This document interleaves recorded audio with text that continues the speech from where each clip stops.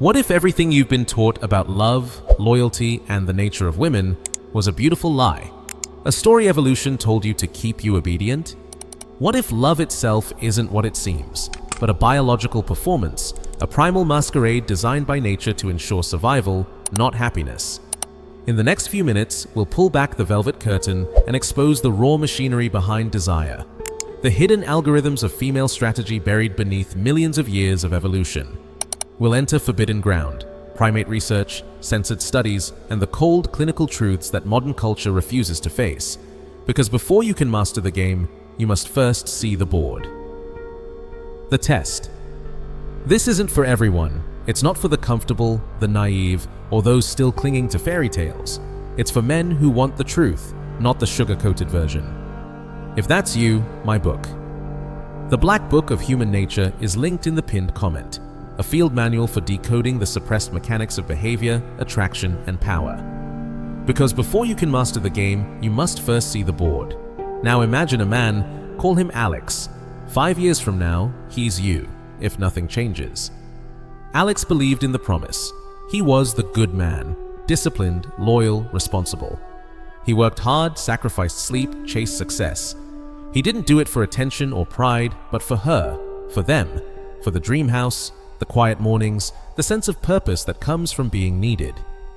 He followed the script, the one every decent man is taught to follow. He believed that if he played by the rules, he'd win the reward, lasting love. That consistency would earn devotion. That loyalty would guarantee loyalty. That love was a moral contract, written in gratitude. But one quiet Tuesday, over a kitchen counter scattered with unopened mail, everything changed. There was no fight, no infidelity, no warning, just a conversation that began with small talk and ended with devastation. Her words were calm, almost kind, but they detonated like a bomb. I love you, but I'm not in love with you anymore. That single sentence collapsed everything he thought was real. The future he built, the identity he carried, the quiet faith he placed in her, gone. He stood there frozen, searching her face for emotion, for reason, for mercy. But all he found was calm detachment, the expression of someone who had already left. He tried to understand. He replayed every moment, every argument, every kiss. Maybe he worked too much. Maybe he didn't listen enough. Maybe somehow he could fix it, if he just tried harder. But the truth was colder than anything he'd imagined. It wasn't about what he said or didn't say, what he did or didn't do. It wasn't about him at all. He wasn't facing heartbreak. He was facing biology. Because what ended that relationship wasn't emotion, it was evolution. What killed his love story wasn't neglect or conflict or boredom. It was the hidden algorithm running beneath the surface of every human bond. The ancient logic of survival. Alex thought he was living in a romance. But he was playing a game, one written by nature millions of years before marriage, morality, or meaning ever existed. He thought his devotion made him irreplaceable. But in the cold eyes of evolution, devotion is just a phase, useful until it isn't. He thought he was safe inside love. But evolution doesn't care about safety. It only cares about continuation. And on that quiet Tuesday, Alex discovered the cruelest truth of all. Love was never designed to make him happy. It was designed to make him useful. That was the day the illusion shattered. The day the good man's script burned away, leaving nothing but silence and the faint hum of a refrigerator between two strangers. In that silence, a question began to echo, a question that would haunt him for years. If love is just a biological strategy, then what does it mean to truly win? Because if every act of affection hides an instinct and every promise masks a condition, then perhaps love isn't what we think it is. Perhaps it's something older, something colder, something calculated. And if that's true, then the test isn't about love at all. It's about awakening, to see whether a man can face the truth of nature and not break. The fall. One quiet Tuesday, over a kitchen counter littered with unopened mail, she said the words every man dreads. I love you, but I'm not in love with you anymore. No shouting, no betrayal, just quiet annihilation. It wasn't the kind of pain that screams. It was the kind that erases, the kind that doesn't break you all at once, but dissolves your sense of self piece by piece. In that moment, Alex didn't just lose her. He lost the mirror that reflected who he thought he was. He stood there, frozen, a man who did everything right, punished for his loyalty. He wasn't angry, he was bewildered. How could love evaporate so calmly? How could someone who promised forever now speak with the tone of a stranger? He tried to reason, to ask what changed, but she couldn't explain it either, only that something was missing. That mysterious spark, the emotional oxygen women can't name but always chase. And just like that, years of devotion collapsed under the weight of instinct. Alex thought he was living in a love story. He was actually playing a biological game, one whose rules were written long before words like love, loyalty, or marriage existed. He thought love was emotional. He didn't realize it was evolutionary. That beneath every smile, every touch, every promise of forever, there's an ancient algorithm silently calculating survival and genetic success. To understand what destroyed Alex, and what quietly sabotages millions of men, we can't go to therapy. We can't quote poets or self-help books. We have to go back before civilization, before vows and rings and romance, back to the jungle. There, among the tangled vines and brutal hierarchies, we find our ancestors, the chimpanzees and the bonobos. Not symbols of savagery, but mirrors of truth. Because in them, we see the blueprint of human desire, the raw code beneath our illusions. Chimpanzees live in a world ruled by dominance, fear, and strategy. Females align with the strongest males not for affection, but for protection. Power ensures safety, and genes worth passing on. Bonobos, on the other hand, rule through pleasure. Their society runs on emotional manipulation, alliance through intimacy, and affection as currency.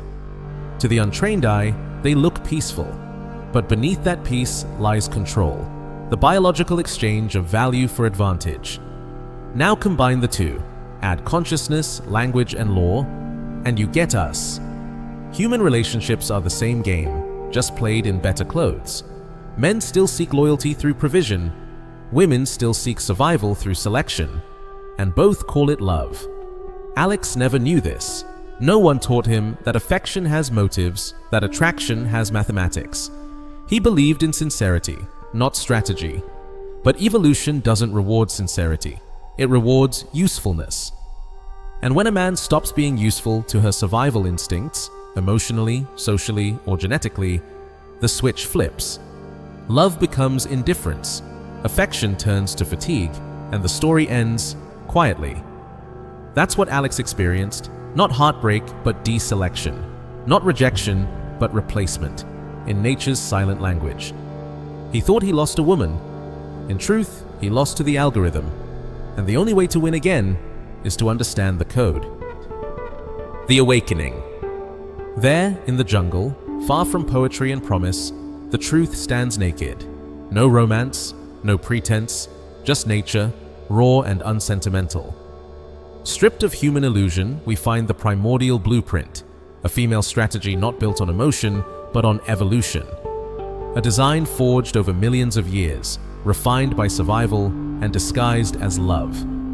At its core, it's not about affection. It's about advantage, mating as manipulation, loyalty as leverage, affection as a currency for survival. Every gesture that feels tender, every smile, every kiss, every whispered forever, carries a subtext written in DNA. The words we use, faithful, mine, soulmate, are just emotional veneers covering an ancient instinct: select and survive. In the wild, the female doesn't choose the kindest male. She chooses the one whose strength, dominance, and stability secure her offspring's future. And that instinct, silent but unrelenting, lives on in every woman, coded deep beneath civility and sentiment. Modern love simply gave it better language. Compatibility. Emotional connection. Falling out of love. Different words, same instinct. Because evolution doesn't care about your happiness, it only cares about continuation. It has no concern for the promises you make or the poems you write. Its only objective is replication, and it uses emotion as camouflage. That's why nature rewards strategy, not sincerity. The most efficient way to ensure survival isn't through truth, but through calculation, through selective affection. through the art of appearing devoted, until a better option appears. That's the hidden algorithm most men never see. They think they're losing love, when in truth, they're losing utility. When a man's emotional, financial, or genetic value declines, nature whispers to her subconscious, "Move." It isn't cruelty, it's calibration. Nature's way of optimizing outcomes. And this is where the illusion burns away. The comforting lie that love is sacred, that devotion guarantees loyalty. It doesn't, it never did. Because what we call love is not a promise, it's a performance. A biological theater where both genders play roles scripted by evolution. Men perform protection and provision. Women perform affection and loyalty, each driven not by choice, but by ancient necessity. You start to realize that what modern culture calls love is simply reciprocal utility with emotional music in the background. The moment one side stops playing its role, the music ends, the illusion collapses, and the truth steps forward, indifferent, undeniable. Yet, to see this truth isn't to hate it, it's to awaken, to finally stop confusing comfort with reality, to stop mistaking survival patterns for betrayal.